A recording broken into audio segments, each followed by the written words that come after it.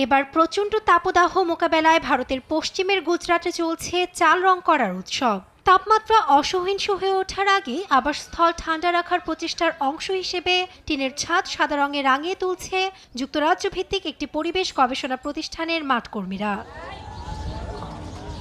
গুজরাটের বৃহত্তম শহর আহমেদাবাদের 400টি পরিবারকে অন্তর্ভুক্ত করা হয়েছে এই কার্যক্রমে। এসব ঘরে তাপমাত্রা সহনীয় রাখতে চলছে এ কর্মযজ্ঞ। উন্নয়নশীল দেশে ঘরের তাপ কিভাবে মানুষের স্বাস্থ্য ও অর্থনৈতিক ফলাফলকে প্রভাবিত করে তা অধ্যয়ন করবে এ গবেষণা। সেই সঙ্গে কিভাবে ঠান্ডা ছাদ প্রচণ্ড দাবদাহ কমাতে সাহায্য করে তাও পরীক্ষায় উদ্ঘাটন করবেন গবেষকরা।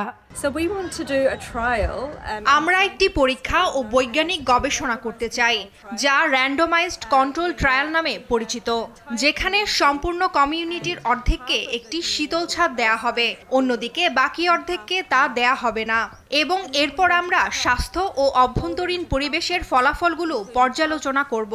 আমরা জানতে চাই যে অভ্যন্তরীণ তাপমাত্রা হ্রাসের ফলে এই ফলাফলগুলির উপর কী প্রভাব পড়ে। রয়টার্সের ফুটেজে দেখা যায় ছাদ সাদা রঙের আচ্ছাদনের মাধ্যমে ঢেকে দেওয়া হচ্ছে, যা টাইটানিয়াম ডাই অক্সাইড সমৃদ্ধ।